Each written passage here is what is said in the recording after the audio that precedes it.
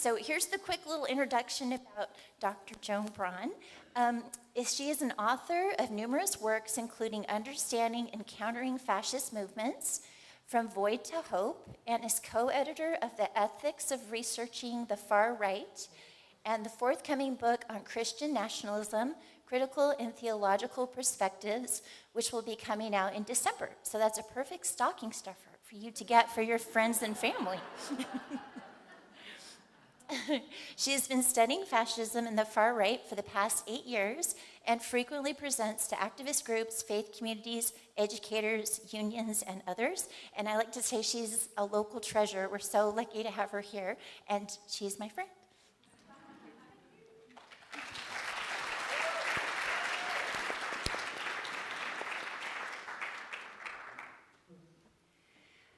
All right, how is this mic? So you can hear me in the back well, and I'm not like echoing in a way that's going to be annoying over the next hour. Awesome. Okay, that's great. So we have a couple of hours together, if you are willing and able to stay for that time. I'll be introducing myself and the presentation a little bit here in a moment. But just so you kind of know sort of what we're doing, we've split up the time. So we've got 2 organizations that organize this. And Petra Petey Hoy, who just spoke, is just a total powerhouse in this community, as some of you know, who's just doing incredible work for social justice. I've known Petra since like 2018 when we were doing some really intense work dealing with hate incidents in Spokane Valley schools, and she has just been on the front lines ever since. So it's wonderful to be here. So she kind of said, Joan, do you want to give a talk about fascism? And I said yes, and then this just kind of materialized, which is what happens when PD does things. So this is great, and I'm happy to have you here. This has been widely advertised. So we may have people here who are sort of regulars in peace and justice, progressive politics circles. We may have people who are interested in the topic who are not usually in these spaces. And we may have people who disagree with me, and that's fine too, as long as we can all sort of engage respectfully and listen to one another. It's not really the space for hardcore debate or trolling. We've got a lot of people here who are passionate about making social change, making our society more inclusive and welcoming. And so I'm kind of operating on the assumption that we all in some way want to do that we care about having a society where everyone can be included, where everyone can belong, where everyone's rights are respected. Let me just ask you a question. So how many of you went to one of the No Kings protests in the past year? Wow, see, that is a lot of people. Who have stood up just in the past year in really, really massive mobilizations against Trumpism, against the far right, against hate. So thank you all for what you're doing. And I think if we think about that slogan of No Kings, I think that's going to be relevant to what we want to think about today. How do we think about, is it possible to preserve the spirit of democracy, and what can we do to maintain that in society? So I'm Joan Braun, she, her. I know this is kind of small, we're doing our best, so if anyone wants to move closer to see it, you can. I know it's crowded, but I will say things as well as show them. I teach at Gonzaga University. I am obviously here representing myself, not the institution, but I am in the philosophy department. And for the past 8 to 9 years, my research has focused on countering fascist movements and hate groups, white supremacist groups, neo-Nazi groups, that kind of thing. And when I moved up here in 2016 from Wisconsin at the time, I didn't really know anything about Washington State. So I thought Washington State was basically Seattle. And I had heard of Spokane because my dad was born here, but I had like no knowledge of it whatsoever. And so people told me when I was talking to people in Wisconsin, I bet you're gonna love that job in Washington State, because Washington State is just like all vegans on bicycles protesting war all day. So they had identified me as a hippie, and they thought I was going to hippie land. And then I got here, and there were Nazis, which I had not really expected. And so I learned a lot about the history of activism and social change in this region. When I first arrived, Donald Trump was being elected the first time. It was fall 2016. And shortly after he was elected, I noticed a parallel between the ideology of one of his advisors, Steve Bannon, and the ideology of fascism that I had critiqued in my graduate dissertation. And so what started out happening was I gave talks to groups like this, churches, community groups, academic organizations, universities, about warning people about the alliance between Trumpism and fascism, warning people that Steve Bannon, this important advisor to Trump, was a fascist. And in the process, I met people who, from this area, have done decades of organizing against white supremacist groups, including people who helped drive the Aryan Nation's compound out of North Idaho. So there is a long history of struggle here.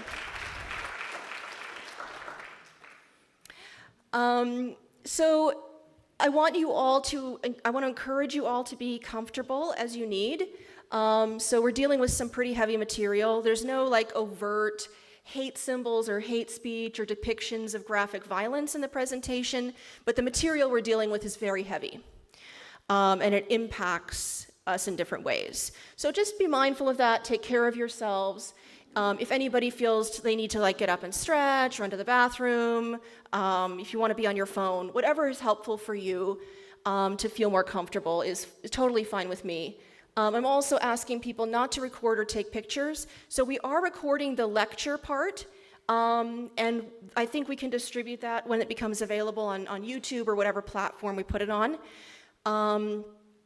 We are planning to record my talk and the questions that people raise in this first hour.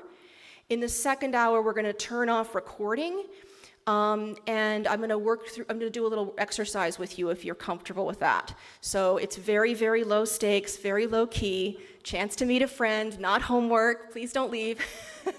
So we'll take a little 5-minute break or whatever, and then I will talk you through a kind of strategy exercise. How to identify where in your social spaces fascists are organizing, and how to identify something you can productively do to move those spaces that are contested to being anti-racist, anti-fascist, anti-exclusion spaces.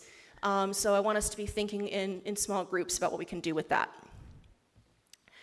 All right. So I've been using this term fascism. It's not always a popular term. There's a lot of debate about what terminology is best to describe what Trump is up to and what different far-right anti-democracy groups are up to and what they're doing. But this is part of my intellectual framework. I've found this helpful, and I do think it's applicable to what we're dealing with right now. So we have 3 basic meanings of the word fascism. So there are 3 ways I think this word can be used. So fascism is not just a word for things we don't like. It's not just a word for someone being mean or strict or authoritarian. It is a more specific ideology. So I don't think, for example, that if someone wants to ban certain kinds of speech, like say that certain forms of hate speech are illegal, or that if somebody says you have to wear a mask in the mall, or you have to get a COVID injection to go to high school, I don't think that's fascism. That's not what I'm worried about. But I do think there are 3 legitimate uses of the term. Number 1, so there's the question of what makes a country fascist. And the 2 prime examples that we often hear people talk about are Nazi Germany under Hitler and Mussolini's Italy in World War II. But those are not exclusive. And you might think about Franco's Spain. You might think about more recent examples, Brazil's Bolsonaro, Hungary's Orban. There's been a resurgence of fascist and fascist-adjacent movements in the world today. And we also want to recognize that even though the word fascism comes about in the context of World War II and in the context of Mussolini originally using that term, so we associate it with Nazis and Nazi Germany and World War II, the roots of fascism are deeper and longer.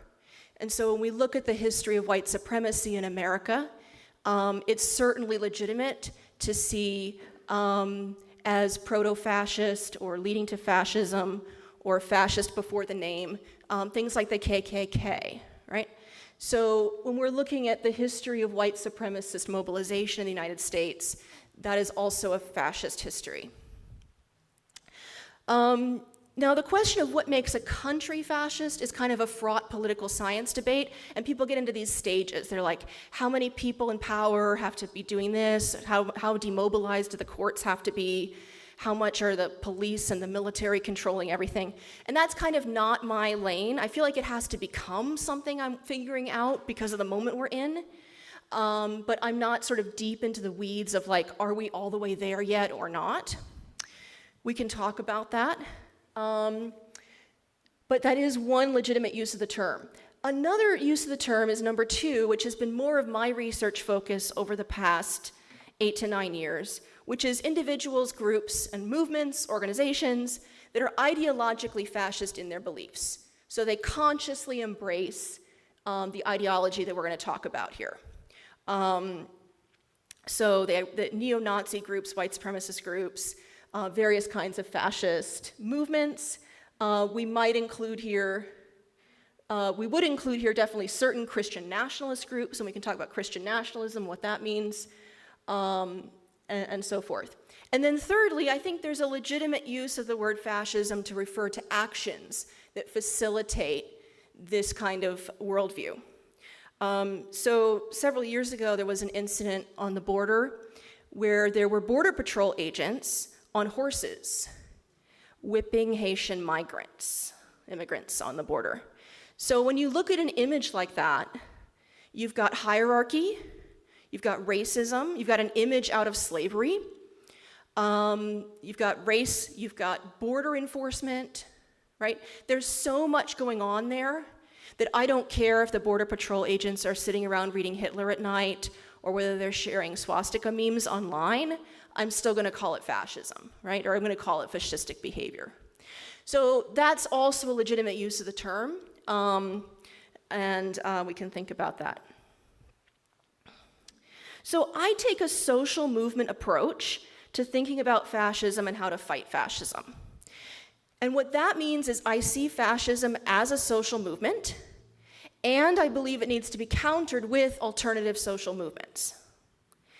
So this is in contrast, for example, to a perspective that would say, for example, fascism is just a problem of a certain political party, and then if we elect other people and get that party out of power, the problem goes away. I don't think that. I also don't think that fascism is a crime problem or a mental illness. So there are people that see fascism as something that we're going to have social workers intervene in the schools and counsel the kids, and we're going to have early intervention, we're going to prevent things with algorithms on the internet, we're going to arrest the people that are in these criminal underground neo-Nazi biker gangs, etc.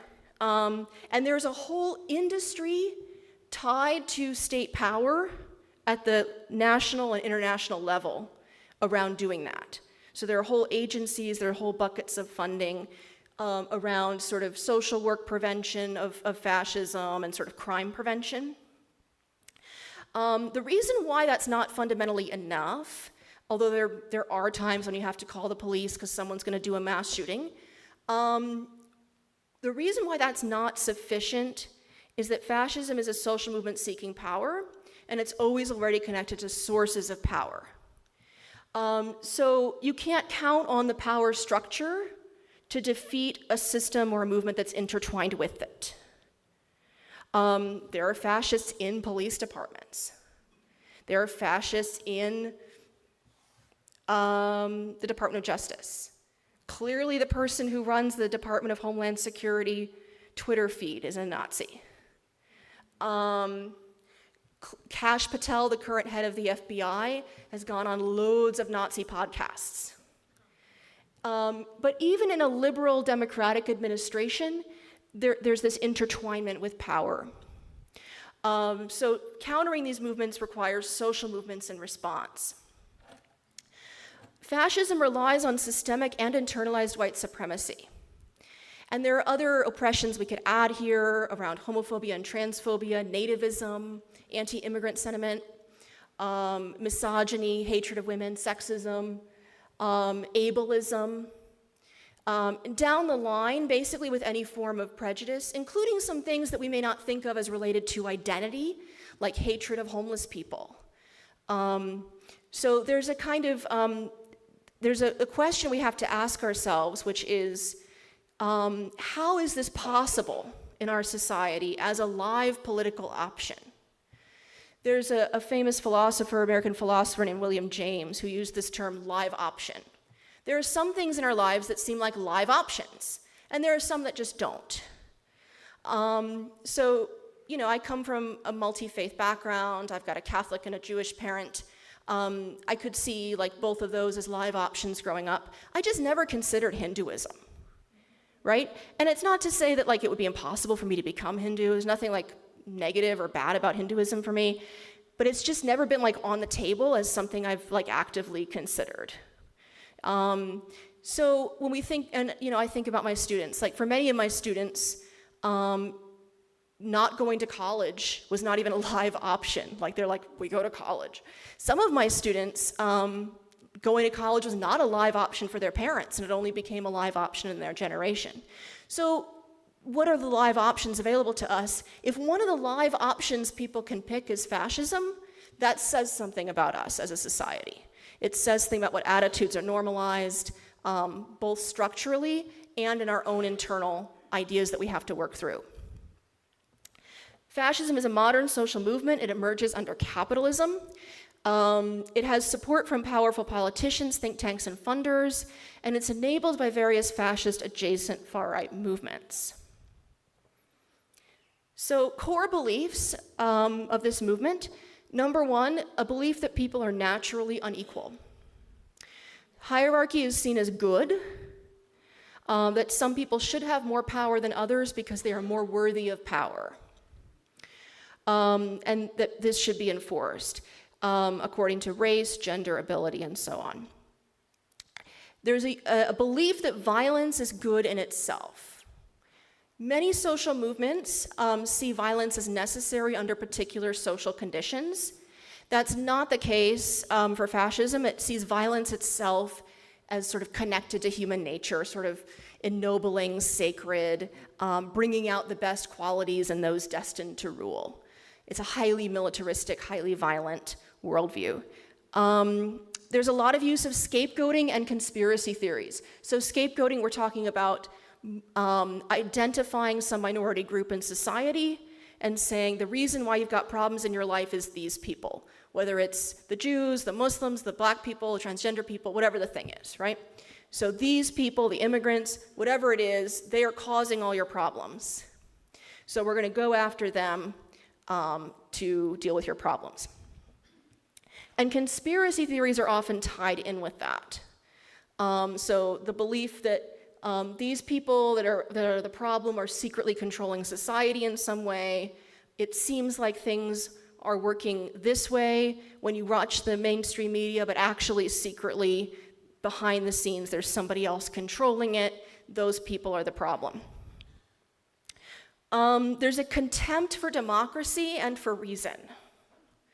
So there's a belief that democracy is bad. What you should have is a rule by the best people. And we don't come to the truth on this view in the way that most people think we come to the truth. So most people think, if I want to know what's true, I can go find out, and it might turn out that my assumptions were wrong. Like, I think that's what most people think. Whatever they're researching, they're like, I'm gonna go find out about this thing, I'm gonna find out, and it might be that I'm wrong. Fascism, on the other hand, sees truth as something created by violence, by the best quote-unquote people, right? So they're these superior people that have a superior access to truth, who should be in power, and in some way they're kind of above reason, above truth, and above law. So they get to decide what the law is, above the courts, above all of that, right? They get to decide the law, decide the truth, decide power. There's also belief that history moves in cycles, so part of the role of violence is to sort of cleanse and reset the world back to the hierarchy they desire. These are two tweets from over the early Trump 2.0 administration. This is Donald Trump quoting Napoleon. "He who saves his country does not violate any law." And this is an image of Trump tweeted by the White House account, on sort of like a Newsweek magazine cover. He's got a crown on and it says, "Long live the king." In power, fascist movements seek to consolidate executive power. Okay. So some of you may have heard of Project 2025. It was like a script for what the Trump administration was planning to do. It was this document written by the Heritage Foundation, a number of other think tanks. And in the lead up to the Trump administration's current iteration, there was an attempt to lay out a plan for consolidating executive power. So the idea is anything in the executive, whether it's agencies dealing with labor, roads, airplanes, food protection, medicine, whatever the thing is, there should be no impediments to just immediate enforcement. The courts need to get out of the way. Police need to just immediately implement the will of the ruler. The military needs to immediately implement the will of the ruler, as he recently called them in and told them, right? And anybody that's not a hardcore loyalist is getting fired, right? So anybody in any agency, whether it's the Department of Peace, Department of Alcohol, Tobacco, and Firearms, Department of whatever agency there might be, if you are not a hardcore supporter of the leader, you're out, right? So that was the early Trump administration's game plan, and they did it. They just swept in and they just fired loads and loads and loads of people. Fascist movements also seek to scapegoat, dehumanize, and target the outsiders, leading to disappearances, expulsion, and genocide. So we need to realize we are not just dealing with arrests of immigrants, we are dealing with disappearances. So if someone is gone and you can't track them for 72 hours and you're getting the runaround, like you're like, "Where's my aunt?" And you call this office and this office and this office, and they say, "Oh, she's in a facility in Tacoma. Oh, we might be sending her to El Salvador. Oh, we might be putting her in Alligator Alcatraz. Never mind, she's downstairs at the police station right now." If someone gives you the runaround for days and you can't figure out where your family members are, that's a disappearance, like under international law conceptions of disappearances. So we are facing that already. We're facing people, thousands of people we can't locate, who went into the facility possibly in Alligator Alcatraz in Florida, and we don't know who they are. There are people in El Salvador imprisoned by the US. We don't know where they are, who they are, right? So there's disappearances happening. One of the things fascist movements do when they get executive power, presidential power, is they make a division between us and them. They tell you who your friends and enemies are. And the influential figure here is the Nazi legal theorist, the philosopher Carl Schmitt, from the era of World War II, or lead up to World War II. Schmitt believed that the leader should be above the law, not subject to it, and that the leader's role is to tell you who your enemies are. That's really fundamentally the leader's role. It's just about that. Like, these are the people we're going against. This is us, this is them. The leader draws that line for you and then says, because we're in such a crisis of conflict, we have to suspend the regular rules. We have to suspend the Constitution, we have to suspend checks and balances, maybe suspend elections, so that we can deal with this crisis. Whatever crisis it is, they can take advantage of, whether that's a hurricane or a made-up crisis, like an immigration crisis, whatever kind of crisis they can identify or make up or declare. This allows what's called the state of exception. So according to Schmidt, once this is established, the leader can say, we have a situation where we have to take an exception to the law. And we have to allow the police, the military, or maybe paramilitary groups, like not official but working with the administration kind of groups, like the Proud Boys or something, to just go and do what they have to do, right? I don't know if anybody follows the Twitter account of the Department of Labor. I don't know why you would. I don't know why anyone would. But this is what the Department of Labor's tweets look like now. So on the left here, we've got a white dude in front of an oil rig, and it says Americans first. And over here, we've got a very idyllic white family in church with a flag, a dream worth fighting for. Here are some more of them. They have been tweeting basically a white dude a week, and they all look the same. So they're all blonde, they're all standing in front of oil rigs, they're all muscular, and they are all concerned about the homeland. This guy in the middle, I think he's getting ready to punch someone. So this is, if you've seen like propaganda out of Hitler's Germany, this is very resonant for me. And there's a term that we might... Recording in progress. Oops, sorry. I think I hit something there. There's a term that we might want to think about here called producerism. So the idea of producerism is that some people in society are producers, and other people are takers. They're like makers and takers. They're people that make money and they're people that take money. Productive people and parasites. Now, a traditional like progressive or socialist view is different. It says there are workers and there are capitalists. So you're a worker if you are paid a wage for the time that you sell to your boss. So you go to work, you give a certain amount of time, and you get a paycheck. If you are the person distributing those paychecks and reaping the economic benefits of owning the company, then you're a capitalist, in rough terms, right? That's a sort of socialist view that there's a conflict between workers and capitalists. That's a left-wing view that is a long-term view. Fascism, on the other hand, is producerist. So instead of seeing workers versus bosses, workers versus capitalists, it sees society as including people that are productive and people that are parasites. And the people that are productive include both certain capitalists, the ones that they see as on their side, creative, innovative, conquering, and then also the kinds of workers that they see as the future of the nation, right? Dudes like this. So conservative, ideological, fascist, tough workers. Primarily white, right?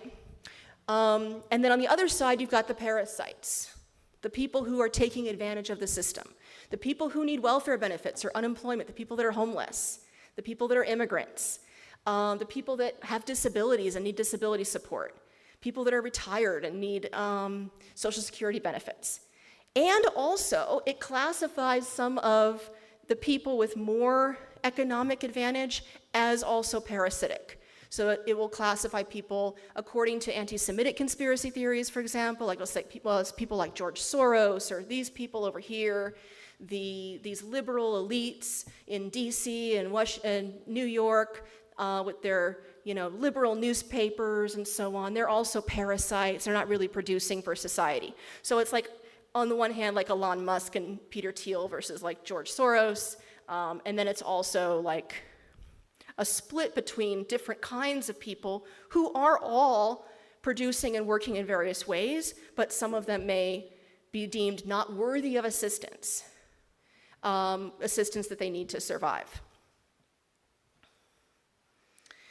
So this is another term that we want to think about a little bit. So this has become a more prominent category lately, especially since the January 6th coup attempt at the US Capitol. So we're hearing more and more use of the term Christian nationalism. Now this is tricky because most people that we identify as Christian nationalists have not historically called themselves that. There are people that will tell you they're fascists. That's their ideology. They're consciously fascist organizations. Christian nationalism is a little bit different until recently. So when the crowd stormed the Capitol building to try to keep Trump in power the first time, a lot of them were waving Christian flags and saying Christian prayers. There were pastors there. There were particular churches that mobilized to get people to that event. Many of the people that were very active in mobilizing for that event were part of a neo-charismatic movement called the New Apostolic Reformation, but it's not exclusively that. There was a Catholic priest there. There were all kinds of things. So there were a lot of Christian symbolism and Christian vibe at this coup attempt in 2021. Because of that, there was a whole attempt to understand what was happening on the part of academics, journalists, researchers, and this term Christian nationalism became much more prominent. And as there were people, including people in churches, so you met multiple pastors have been working on this, like my friend Drew Straight, who's at a Mennonite seminary in Indiana, Amanda Tyler from the Baptist Committee on Religious Freedom. There's a lot of cool people doing this work of distinguishing between Christianity and white Christian nationalism, trying to hold a line between the two, right? And as all of that emerged, there was a backlash from right-wing activists who then, to kind of thumb their noses at the critics, said, yeah, that's what we are, we're Christian nationalists, Christian nationalism. And so they adopted that language more in response to the activists and the critics. As a result, defining this is somewhat difficult. So some academics that talk about Christian nationalism just talk about sort of any blending of Christianity and the state. So they'll say things like, praying at a flagpole, or having an American flag in church, or singing the America the Beautiful in church, or starting a city council meeting with a prayer. And they'll classify all of that as Christian nationalism. It is, in a certain sense, I'm not a fan of any of that stuff. Like I am for separation of church and state for the sake of both. But that doesn't mean that the people who are singing America the Beautiful at church or whatever, want to storm the Capitol building or want to impose Christian power on society.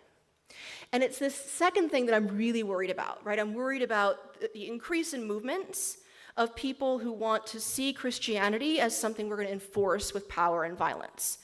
There's increasing language around requiring political leaders to be Christian, banning non-Christians from voting, expelling non-Christians from the country. And of course, even what gets defined as a Christian down the line is going to be complicated, right?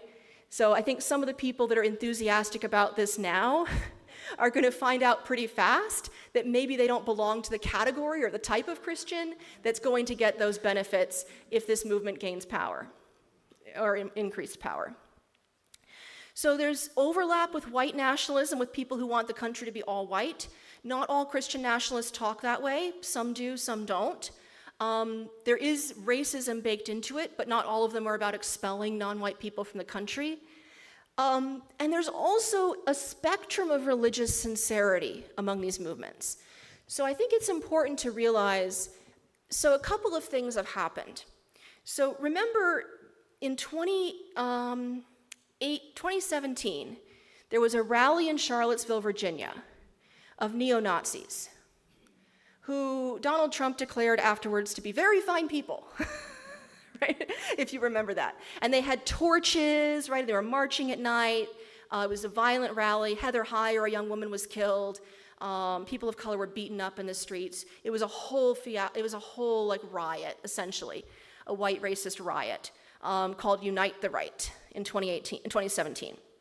After that rally, which had brought together various fascist and white supremacist and white nationalist groups, there was a split among these racist political movements. Some of them were embarrassed by how Charlottesville looked to the public. So they took a different approach, and they said, we need to stop looking this way. Let's cover up our tattoos. Let's be a little more clean cut. Let's just look like the boy or girl next door. Let's just tell people, like, I'm just conservative. I'm just traditional. I'm just like you. I'm normal. The country's what's changed on me, right? And to enter into mainstream institutions, like lower level political positions, taking over Republican Party chapters, Republican Party campus clubs, and any different space that they could find to infiltrate. So churches, charities, farmers markets, video game subcultures, right? To find every social space they could find and to show up and recruit in slow, subtle ways. Not by waving swastika flags or doing Nazi salutes or showing up in Confederate flag gear, but slow normalization of their views. Saying the things they want to say until they seem normal in that space. And then the other branch of that movement was like, no, that's too slow for us, let's go plan mass shootings, right? So that group still exists, but to be honest, it's the first group that worries me more. So we have a movement that has entered mainstream politics in this country, that has entered the Trump administration and the Republican Party highly successfully, that has largely taken it over. So this does not mean that your random Republican aunt is a Nazi. It does mean that the Republican Party content she reads online is written by young Nazis in many cases. If you look at the tweets, if you look at the messaging of all the major government agencies right now,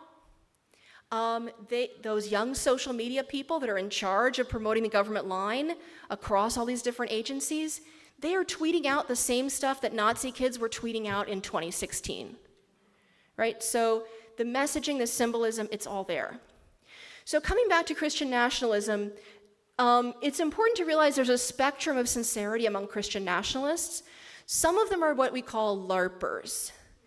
So LARPing stands for live action role playing. And the main image I associate with this is Renaissance fair. Dress up in like medieval outfits and they ride horses and they fight with fake swords. It kind of sounds fun, but it's an image for like sort of playing dress up, right? Like, I'm gonna just pretend I live in the Middle Ages. And what's happening is some of the Nazis are like just pretending they live in the Middle Ages. So they've entered mainstream institutions by taking on the trappings of Catholicism in some cases, Eastern Orthodoxy, sort of traditionalist Calvinism, traditionalist Lutheranism, like trying to just show up as normal/traditional, because they believe something in the modern world has gone astray, that we've lost something. So they're taking on the clothing, the costume of something from the past. So going to Latin Mass with Catholics, for example, you'll see people who I am fairly certain have never actually been in a church, holding up rosaries or pictures of Mary at rallies. Now, that is not to say some of these people are not religious fanatics. That's there too, right?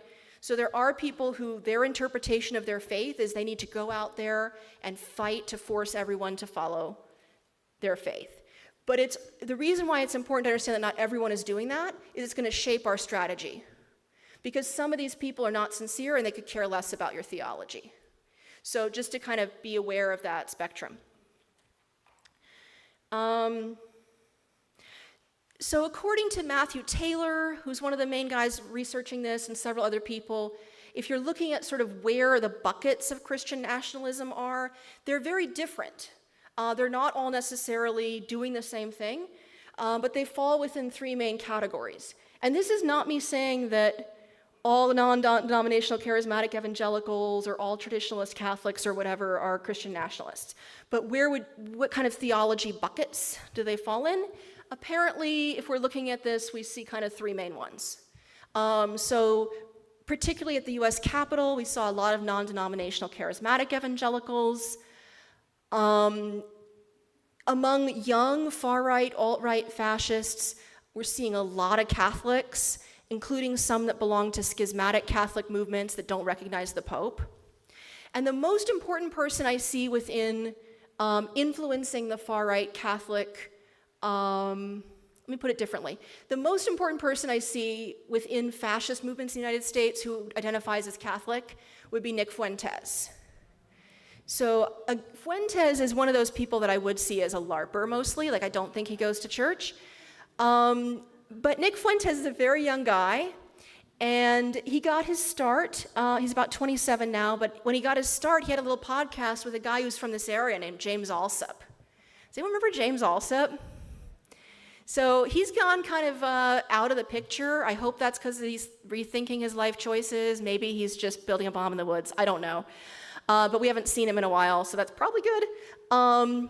We drove him out of the county Republicans of Spokane back in 2018 when he tried to take over. So he retreated and went on some podcasts for a while and spewed a bunch of racial slurs and hasn't been seen a lot since then. But at the time, he was one of the most important white nationalist leaders in the country. And he was active in this town and surrounding area. And he got his start with Nick Fuentes. So the two of them had a podcast together, and their podcast was about entryism and normalization, about how to make fascism look normal, right? How to show up and take positions in the Republican Party, how to gain power by looking normal. And he's been so successful at that this past week he was interviewed by Tucker Carlson. And there has been a variety of responses to the fact that a virulently racist Holocaust denier who says women should be raped and so forth has been promoted by major leaders in the Republican Party. Fuentes also went to Mar-a-Lago a few years ago with Kanye West, and had dinner with Trump. But the past week has been interesting after the Tucker Carlson interview, because some Republicans said, well, that seems like a bridge too far. But a lot of people didn't.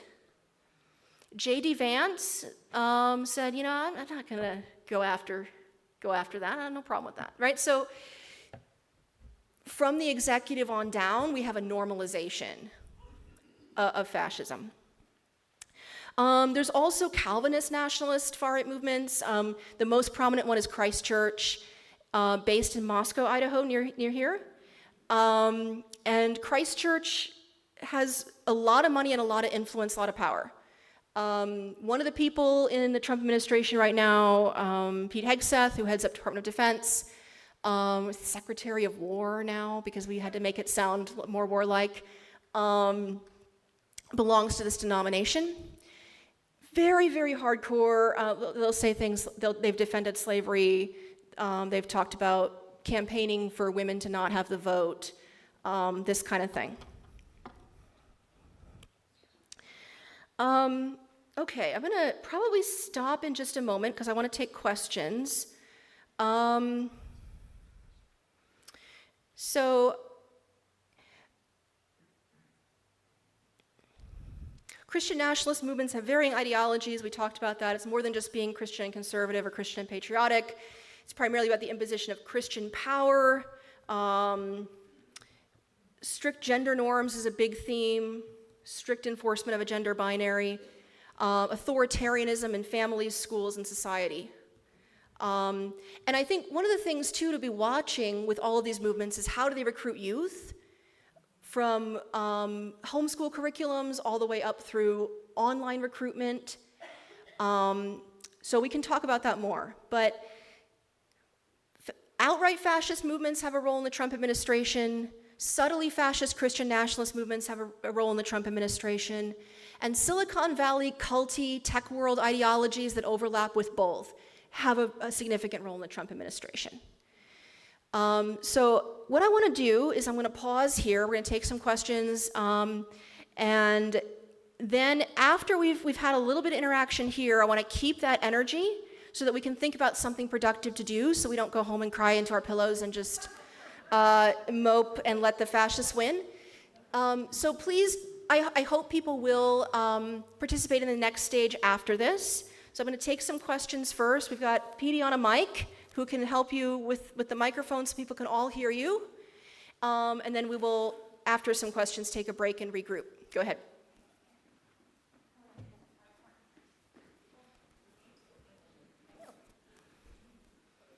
What in God's name is a good source of news? As the garbage that we see, it completely makes me puke. Is there any decent that we can find something that's halfway appropriate or truthful? Yeah, I read a lot of left media. Other people might suggest things. Democracy Now! Is a good source. They have a nice daily announcement series. In terms of specific stuff about the far right, if you want to do a deeper dive and read some articles, looking at Political Research Associates online, they do a lot of explanation of particular groups and organizations. We can talk about all of that more, I think. Let's get some more people, and I'll maybe have some more things for you if we want to talk or if we come back to that.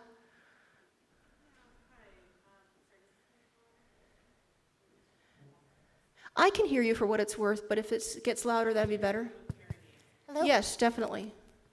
Okay, thank you. Yeah, so I was wondering about how Christian nationalist movements are dealing with splits around their relationship to Christian Zionism, and whether this rise with Fuentes, particularly recently, has caused any schisms on that at all, because I haven't personally seen it in the monitoring I have done, but I'm wondering what you're seeing in terms of how they're negotiating that.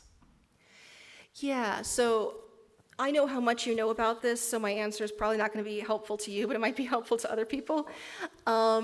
So one of the big dividing lines within the far right is Zionism and also whether people are willing to be openly anti-Semitic. So I think, for example, if you look at Charlie Kirk, who was shot a month ago, and the response to that has been terrifying, by the way, somewhat by design on the parts of some of the people that you might not think are doing that by design, just people online like, well, clearly we need to put the Democrats in camps now, right? Some of that is people who are waiting for a moment to say that. So it's a very scary moment, and I know people on campuses who've been threatened and attacked and so on because of just saying stuff online about Charlie Kirk. Charlie Kirk is as far right as you can go without jumping the line into neo-Nazi alt-right territory. So he towed that line very, very carefully. And the way he did it was he always fell back on support for Israel. So he was like, well, I can't be anti-Semitic because I'm pro-Israel. A lot of the things he said were anti-Semitic, but in more vague, couched ways than somebody like Nick Fuentes. Charlie Kirk's organization, Turning Point USA, which has both a faith component, Turning Point Faith, and a campus outreach component, was targeted as a strategy by Nick Fuentes' followers, who are called the Groypers. And Fuentes' group would go to Charlie Kirk's events with questions planned, designed to sort of implant anti-Semitic conspiracy theories about Jews running the world, demand that Charlie Kirk denounce Israel, but in very anti-Semitic terms, not like, obviously these people don't care about the human rights of Palestinians, right? That's not what this is about for them. They're about promoting hate, right? So they came with these questions. They would organize counter events, like our event's just a little more radical, a little more, we go a little further than Charlie Kirk, meet us across the street afterwards, that kind of thing. And they successfully infiltrated Turning Point USA quite a bit. So there were multiple people who got into positions of leadership of different chapters, different campus groups of Turning Point USA, who did share Fuentes' overtly anti-Semitic genocidal ideology. So this is continuing, I think, to be a question of whether there will be any line possible. And unfortunately, neither side of that line is particularly helpful to anyone, right? So, I come from a Jewish background on my mother's side. I'm proud of that. I've educated communities around anti-Semitism. And I don't think solidarity with Palestinians or Palestine liberation activism is inherently anti-Semitic. I've been involved in Palestine solidarity work throughout my life as well. A lot of my experiences of Judaism have been with Jewish folks doing peace work. So that sort of hardcore Zionist silencing of campus activism, demanding lists of people for the Trump administration, all of that is hurting activists, is hurting left-wing Jews, it's hurting all kinds of people. But it will be interesting to see if that line holds at all, and I think we're going to find out over the next month or two. Further questions? Sorry, that was kind of long, but I kind of wanted to say that.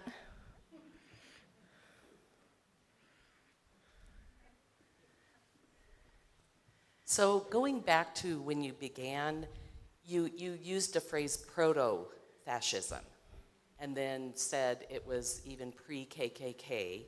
And so I went backwards to colonization. Yes. And the papal bull that said any Christian monarch, any lands were to be kept for that Christian monarch, but any lands or peoples occupying those lands were for the taking as long as it was a flag planted for a Christian monarch. Yes. And so the way I have been coming to view this is all of this goes back to that thinking and theology and declaration of colonization. Mm-hmm. And until we as a nation have like a truth and reconciliation and come to terms with that and all the implications of the othering, no matter who the subgroup is or what the distinctions are made, we're gonna rotate through this as we have for 450 years. Yeah, I think you're right. And this comes back to this question of like, how is this emerging as a live option? Because we are seeing this more overt, more in your face bigotry, and more aggressive, less masked movements. But these are really deeply rooted things in our society, and they definitely go back to those original sins of America of genocide and slavery. And I don't think there's any way to get out of both the role of colonization and the role of slavery in this history.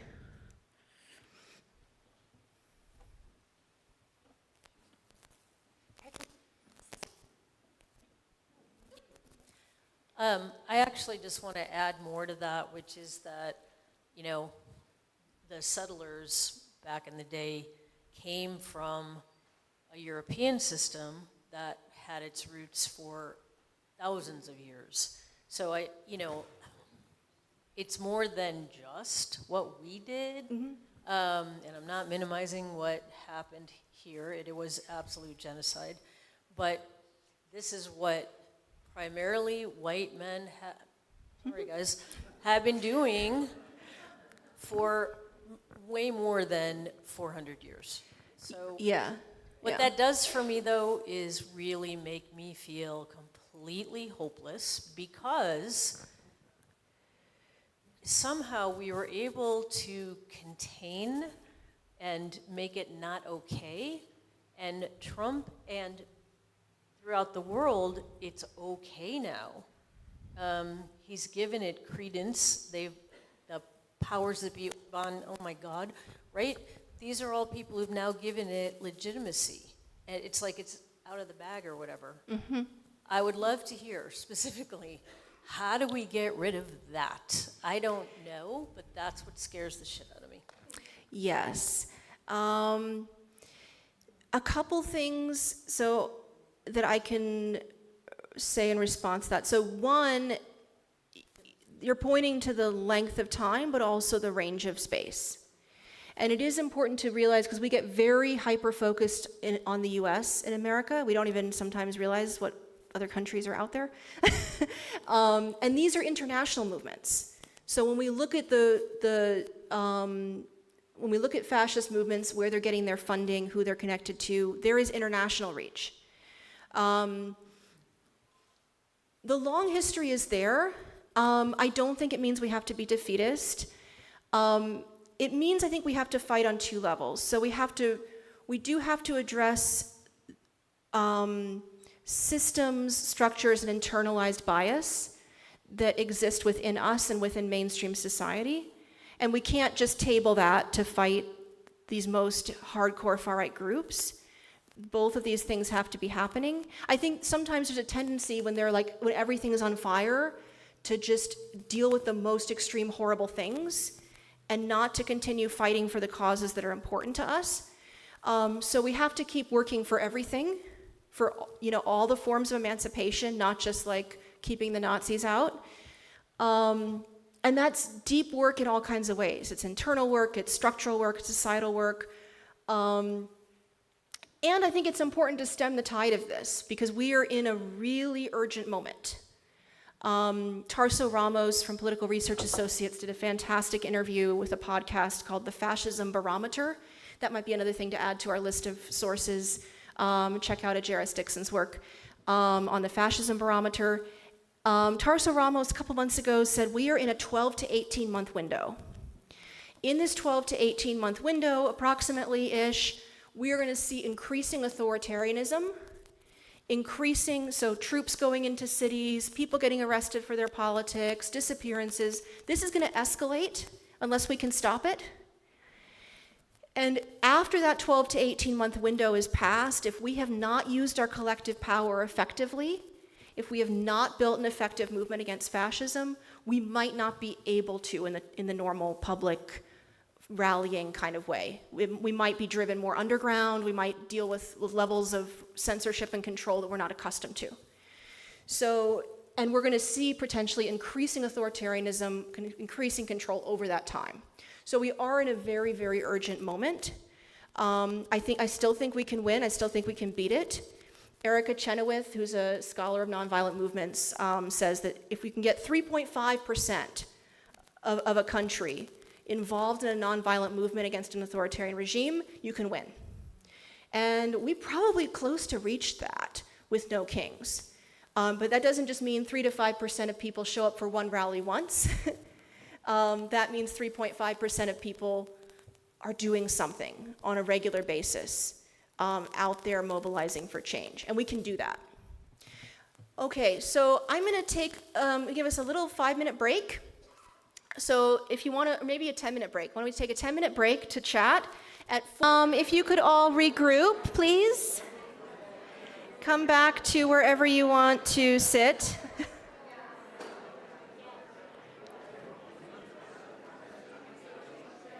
Petra, could you hand me one of those flyers?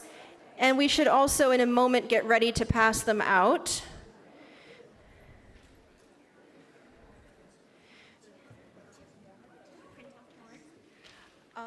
I did not, so we'll have to have groups share. Maybe people have some extra paper. Just a sec, we'll put people in groups and make sure each group gets enough. So what I'd like to do now, I got a couple questions during the break from people chatting with me about the emotional toll of the moment, right? So people talking about fear and how fear can shut us down, and people talking about their sense of overwhelm. I think, so for me, my sense of hope, and there was a question on the Zoom as well, like how do I keep going? My sense of hope comes from action. And that's not completely satisfying, I realize that. Like you have to take breaks, you have to look after your own emotional health. You have to have friends and outlets, aside from this kind of bleak news. But for me, I think when you're in relationship to the thing that you are working towards, when you're in a relationship with your goal, with your endpoint, it changes your outlook. So you are then taking steps towards the thing you are working towards, rather than sort of from an outside perspective wondering if it's possible to get there, right? So what I'd like us to do, I'm going to walk us through an exercise, a group exercise, to think about how we can take action And I'm hoping that everyone will leave with some vague idea of a thing, at least, that they will try to do next. Some of you are already very engaged, so don't take this as shaming, like you're not doing anything, do more. But I think this is a useful exercise for thinking about how we can do something. So one of the things I was talking about a moment ago was entry into mainstream spaces, or normalization of fascism. So fascists taking over more space. That means that all of us, to some degree, are in spaces that are contested, where fascists are trying to gain power. It is not bad that you are in that space. It's bad that it's happening. It's good that you are in that space because you can do something. So sometimes people think, oh, don't worry, all of my spaces are morally pure.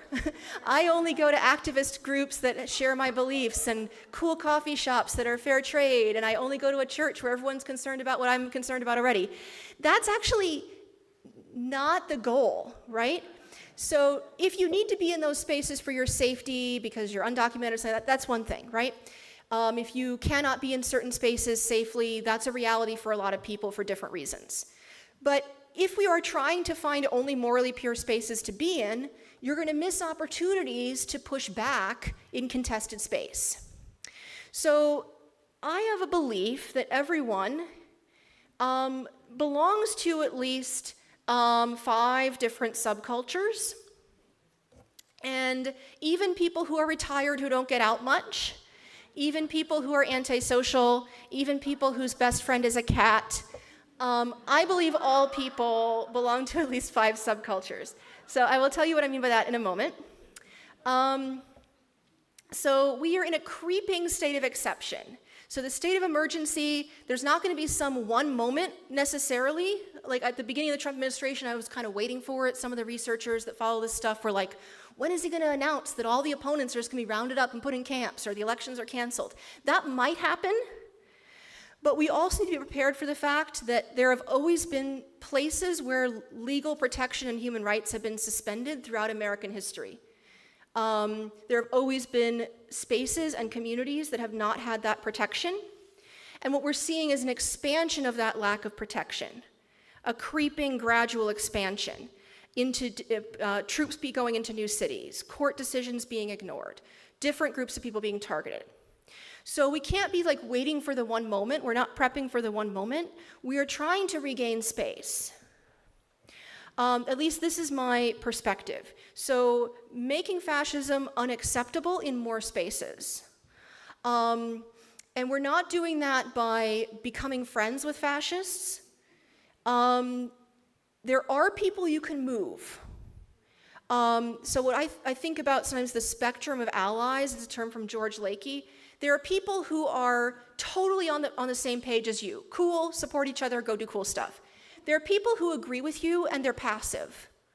They're not doing anything. So you want to bring them in. Those are your passive allies. You want to give them a way to contribute. Then you've got people that are neutral. They're checked out. They don't know what's going on, or they're torn between different perspectives. They're getting news and opinions from different people. They're not committed to a side. Those are people you can reach with information, and you can move some of them, right? And then there are people who are opposed to you, either passively or actively. People who are actively opposed to you, who are actively out there organizing for fascism, are not safe people to engage with. And I know, and I've seen so many attempts that have endangered communities. So I come at this not from a sense of like those people are irredeemable or something, like sometimes people leave these movements, they hit rock bottom, they rethink their worldviews. But beating your head up against the wall of those people who cannot be moved and cannot listen, even if they're in your own family, you've got to protect yourself and protect your people a little bit from that. But there are people, and we can sometimes move those people towards passivity in their views or towards rethinking their views by making it hard for them to organize, making their life a little more challenging, right? So when they come to present hate and violence and defend their ideology, when they're met with opposition, critique, anger, when people say, well, we're going to try to get you fired or we're trying to kick you off social media, that actually does play a role in some people either withdrawing from activism or or even rethinking because they realize, wow, my life is going nowhere, right? But right now they're being rewarded with more power. Okay. So what we're going to, I think there are two things to do. There's sort of building spaces, subcultures, and institutions, finding spaces, subcultures, and institutions where we can do this work, finding people there doing the work, pressuring leaders who are passive to take action. And then that's not all we need to do. There's more things to do. And I think part of this is so thinking about how we're going to support people and support each other as things maybe escalate. What kind of mutual aid support can we offer to people, getting to know our neighbors, getting trained on how to defend each other, protect people legally from ICE or block ICE arrests. There's so much work that can be done. But I just want to take a little bit of something with this first exercise. All right, if I could have your attention again for a moment. So I'm going to walk you through a three-part exercise here. I know not all of you have the flyer. There are way more of you than we thought there'd be, which is a good problem to have, but we will make sure every group has some flyer you can look at. What we're going to do is we're going to take 10 minutes or ish. Maybe I'll stop you if we're running a little slow, but I think it's about 10 minutes. And what I want you to do is think about what kind of subcultures, communities, institutions, organizations you might belong to. That's step one. So the list I have here on the flyer is workplaces, professional networks, like maybe if you're a social worker, a teacher, engineer, you may have an organization of people that you work with at the national or local level. Your field of study or your major if you're a student, or student organizations or clubs if you're maybe in high school or college. Hobbies you have, whatever hobbies you have, and a hobby, when I ask my students what their hobbies are when they introduce themselves, they tend to get this blank look like they have no hobbies. But it's just what you do with your free time, right? Fandoms, so if there's a sports team you follow and a music artist, a show, faith communities, labor unions. Some people are in labor unions and they don't even know. Like they're paying dues to a union for a workplace they're at, but they may have never met anyone from the union. They may have never gone to a meeting. They may not be aware that their labor union may have made statements addressing immigration rights, things like that. Fraternities, lodges, elks, anything like that. The place you hang out. So like maybe you have a coffee shop you go to every morning or every week, or a bar you go to every week, something like that. Your neighborhood or your apartment building, who's around you, physically where you live. Family reunions, dangerous territory, but that may be a space where you can do something. Social media, parenting groups, anything you do with other parents or with youth. Online gaming, it's a big space that's being infiltrated. Volunteer groups, mental health and addiction recovery groups, veterans groups. So I'm just asking you to think about where do you come into contact with spaces that are politically blended? That's really all I'm asking, right? So if you've got a sheet of paper or if you've got my handout, the first step here is we're going to take about 5-10 minutes in our groups, and I want every person to list something if you can. If we had a lot of time, I would have every single one of you list your at least five subcultures, but maybe as a group get 5 at least out of the group, like organizations, places you're coming into contact with other people. So that's step one. All right. This is in itself a very useful thing to do, is just ask each other what spaces we're in. So I've done this with groups where this whole process could take a long time and be very useful. And you can do this more on your own, right, with your friends and family, the people you want to work with. But I'm going to pause you now, if I may. PD is going to go around and randomly pick some different groups and see if somebody in that group is brave enough to, without giving a speech about it, because we'll come back to what's happening in the subcultures in the next step, but maybe list 1 or 2 subcultures that you're in.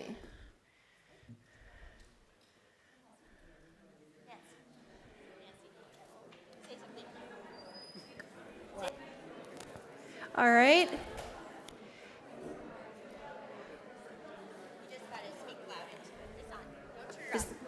I'm not sure if this is a subculture group, Okay, guys, we got an example over here. Service Committee, AFSC. American Friends Service Committee. All right, good. Less chatter, please, for a moment, unless you're very quietly picking the person who's going to talk. I'm sorry, I did put you on the spot like a teacher. Yes, anybody in that group got something that's a subculture you're in? One or two subcultures. One or two. Okay, well, a few of us in this group, we go to gyms, exercise facilities. Ooh, that's a good one. Yeah, and I didn't mention it to the group, but So if you are in, local. if you are in gyms, if you are in the exercise community, that is definitely a heavily infiltrated space. So that is a place where fascists recruit, organize, work out. That's a good one. Petra, maybe back here, over here, a couple more. If a group is brave, you could raise your hand to list your one or two subculture examples. Sure. Excellent. I'm with the League of Women Voters, as are several others of us here, but you know, that is a group that has a single vision, which doesn't mean we're partisan, because we're not, but generally, you know, the things that we work for are more liberal, so that's who we mostly are, and I just don't see infiltration there. Yeah, it's quite possible. And so the goal here is not to list the spaces you're in that are not being infiltrated. It's not a condemnation on you to be in contested space. You should be in contested space. If you walk out the door in the morning, you're in contested space. So what are the places where we can come into contact, not to convert people that are violent fascists, but to move people or to move the norms that are acceptable in that space. Yes, this group, good. Okay, I've got one, or a couple actually, a group called Let's Talk, which is a men's group. Interesting, Oh, yeah. That's a general, okay, sorry, yeah. I don't know what I'm talking about. Yeah. Oh, okay, so it's a discussion group. Also got a dinner group of people that have different views, right? Yeah, okay. I got one over here, but while I'm walking, I like to talk about things in the grocery checkout line. Like, I'll say Yes. the bananas have diversity, and I like to have inclusion with my groceries, and Yes, good. kind of triggers people, but it's fun. One of the ones that I'm in that has been very contested is Quiet, please, so we can, just everyone be quiet except for the speaker, please. Thank you. one of the spaces I'm in that is very contested is fan fiction. Yep. Fan fiction, yep. Very good. Anyone else over here?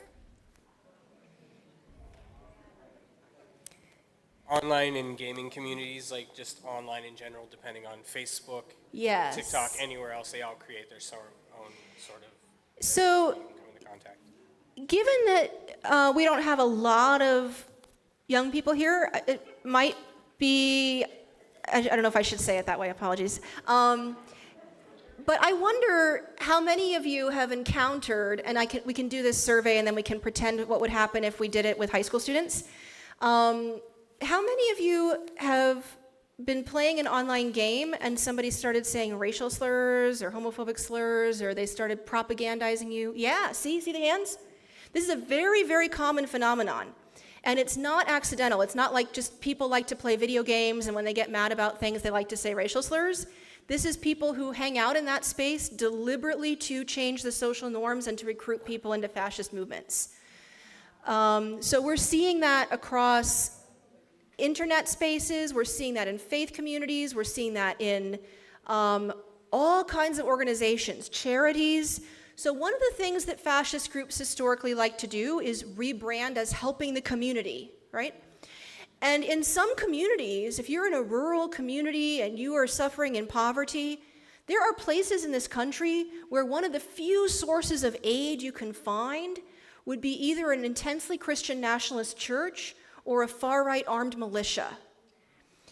So if we're abandoning that space, that's another space that we're ceding to fascists, right? So we also need to think about like where is aid being provided, and making sure that that's also available through non-fascist, anti-fascist spaces. Okay, it seems like you all did a good job with that. So I'm going to talk you through kind of what you can do with this information. So there are a number of different ways that fascist infiltration or targeting might be showing up in these contested spaces. You might, for example, encounter people, like in the case of the video gaming world, who show up to spew hatred. And sometimes this may appear, it may be presented as sort of unintentional, subtle, or just asking questions. So we need to be watchful for uses of humor to promote bigotry, memes, and people will say, oh, it's just a meme. It's not just a meme. Things that are stated often in very sneaky ways. Now, this does not mean that everyone who says something that's problematic is part of a fascist movement. But it does mean there's a strategy of fascist movements to occupy more space and to normalize their views. And they do it often through humor. They do it through saying, oh, I'm just asking questions, or oh, I'm just traditional, or that's just what people like me have always thought. If that is tolerated in that space, it gives them the ability to grow. And they're often there's a kind of teaching model, there's a kind of pedagogy of fascism that works like this.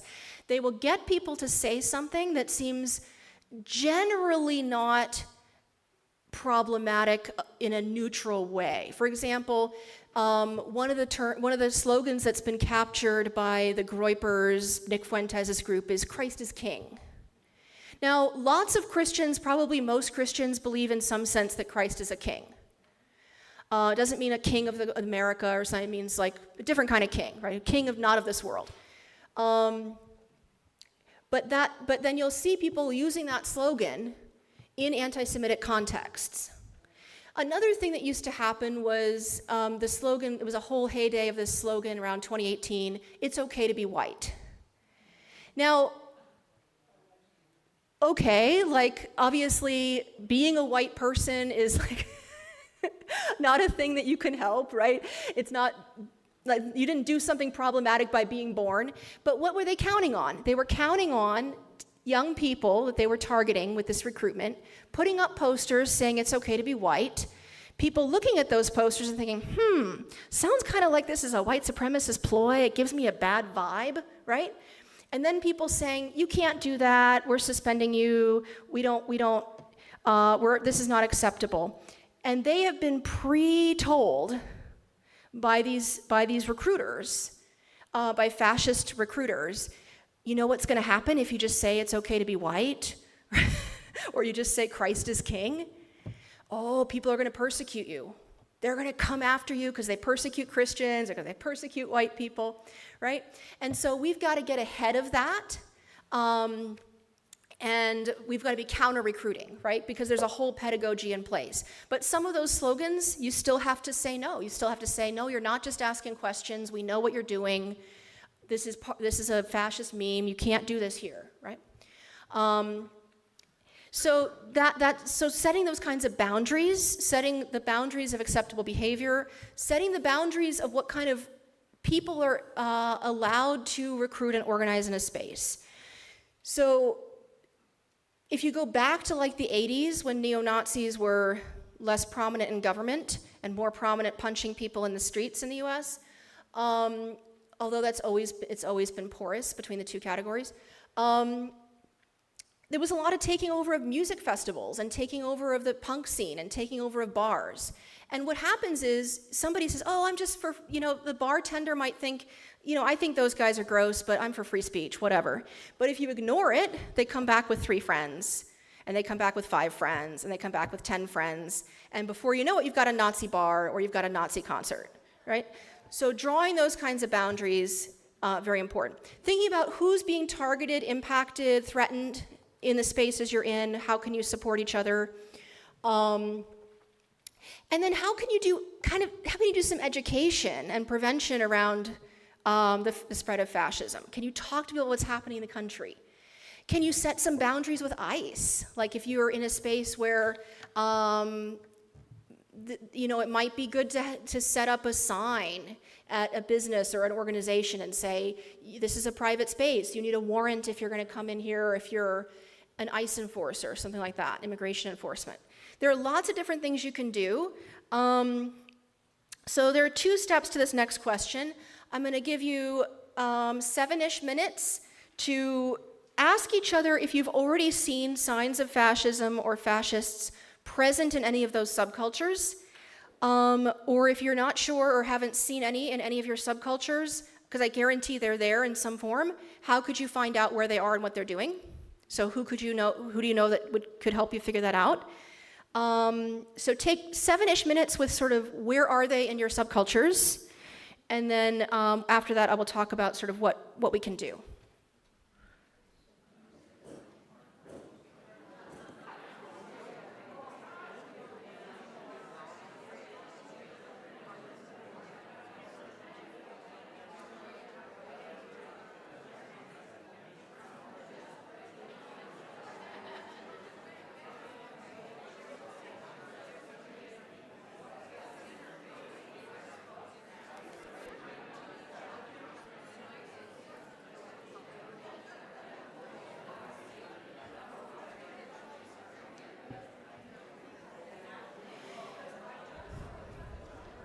If anybody feels that they have an example that might help people understand a little bit more what I'm talking about, that came up in your group, if there's something in your group that came up where you feel like, oh yeah, we agree, that's definitely fascists doing something in a subculture, maybe raise your hand, and if you can kind of call over Petra, we'll just get a couple examples of this.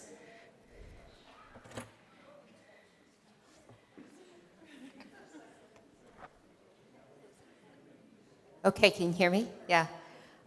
What I've seen the most in our subculture... If everyone could be quiet, please. Yeah. Thank you. Our subculture, which is focused on exercise spaces and gyms, is the demonization of poor people. The idea that they're takers. I shared an example where I was shocked at the amount of money I was going to be charged for Medicare. And I was talking about that, and what I heard was that there were people who were taking, that I was supporting all these people that hadn't paid enough into the system, who weren't as worthy as I was. Mm-hmm. And I was shocked. I was absolutely shocked, but I did openly state my disagreement with that concept. Yep, excellent. This is that producerism that we're talking about, and it shows up as prejudice against poor people, it shows up against people with disabilities. A whole other area we should be thinking about right now is dehumanization of the homeless as an aspect of fascism. We've got concentration camps being built to house homeless people, like Utah has already passed a whole thing to force homeless people into camps. They're looking for who we're willing to dehumanize. If they can get their foot in the door, if they can find the group of people that we're willing to throw under the bus, whether it's undocumented immigrants, homeless people, trans people, people with mental illness, people with addiction, any kind of group that we're willing to dehumanize and compromise with them on, that's where they're gonna go to build their movement. Another example over here, good. So this is about challenging somebody's beliefs. This was in a small church group setting, and one of the people made the comment that he works for a cable company, and he went to this house, and there was this man, his house was dirty, and he obviously was very poor, and how could he have a big television like that? Just how dare he have a television like that? And I said to him, well, what do you know about him? Do you know anything about his medical background? Do you know he has a disability? Do you know he maybe has mental health challenges? What do you know about him, and why are you labeling him like that? Where's that coming from in your belief system? He was so embarrassed that I challenged him to think a different way about a person that he knows nothing about. Wow, you got to him a little. Yeah, it's good. You got through a little there. Good, one more if we could. Anybody, is there one more that wants to go? Okay, good. And then I'll show you one more thing on this before we go to take off. Good.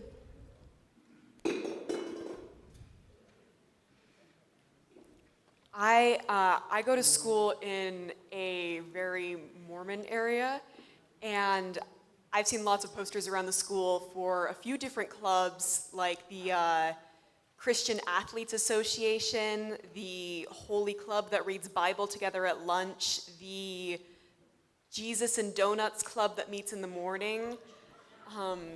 Just all of these groups that are, there's a seminary class. Yes, it's a public school. There's a seminary class that is technically not on school property, but it's basically on school property.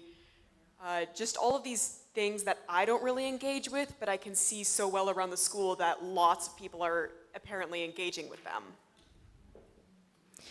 Yeah, and so Christian student clubs run the gamut. So you've got things that are very much contested spaces, and then you've got things that are more Christian nationalist, and then you've got things that are more sort of inclusive, democratic values. The LDS Church in general is split. It's quite interesting because you've got some Latter-day Saints folks that are pushing back on fascism and nationalism, and then you've also got what's called Deseret nationalism, a kind of alt-right wing of the LDS Church. So it's complicated, and I would recommend that one of the things you could do in that environment, I don't know who knows who and who chats with who, but you could map that a little bit. It might be fun to have some friends for coffee, if you have some friends you trust that know about these clubs, and kind of try to figure out where they are on the spectrum. There might be some that are reachable, and there might be some that you need to sort of view as needing to protest them, right? So there might be a gamut there that would be interesting. Okay, excellent. So last step that I want to run with you here, I would like people to feel, again, empowered to do a thing. So I want you to strategize a little bit with your group on these last two questions for the last 5 minutes or so. How can you connect with other people who are already doing the work against fascism in that space so you can work together? This is very important. So you don't want to just be the person that, like, on your own discovered that there are fascists in gyms or whatever, and you go out and organize against the fascist gym culture and ignore the people that have been doing that for the last decade, right? So, and you're also not alone, right? And there's safety and solidarity. So you want to first start out by trying to figure out, how can I find people that are already doing this work? And they are there. So depending on how niche the subculture is or how particular the organization is, you might not find specific people that are doing anti-fascist organizing explicitly, but you will find people who want to make the space more inclusive, or who are concerned about the future of democracy and inclusion, who want to bring forward better values in the space. So thinking about who in that space you could work with that's already doing some of that kind of work, and then what further actions could you take together to make that space less welcoming of fascism as an ideology, to make fascism less normal in that space. So take a few minutes with that, and then we will review and wrap up.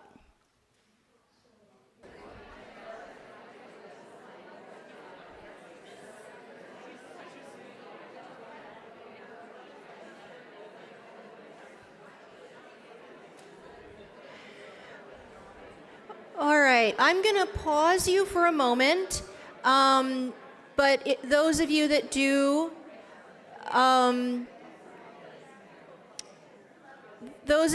have more time, you could maybe stay a little longer in your groups, but I want to just kind of close this out here, because we did just kind of give ourselves a 2-hour limit here. It looks like there's been some very productive conversation today.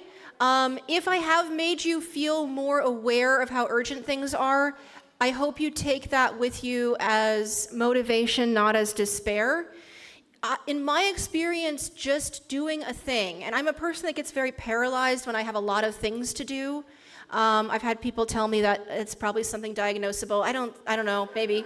But the more deadlines I have, the less I do sometimes. I get like, oh my God. But if we can do a thing, right? if you could think about one thing you could do, one person you could talk to that you haven't spoken to yet, not outreach to fascists, but somebody in one of these spaces that you think would be someone you could work with productively on something like this.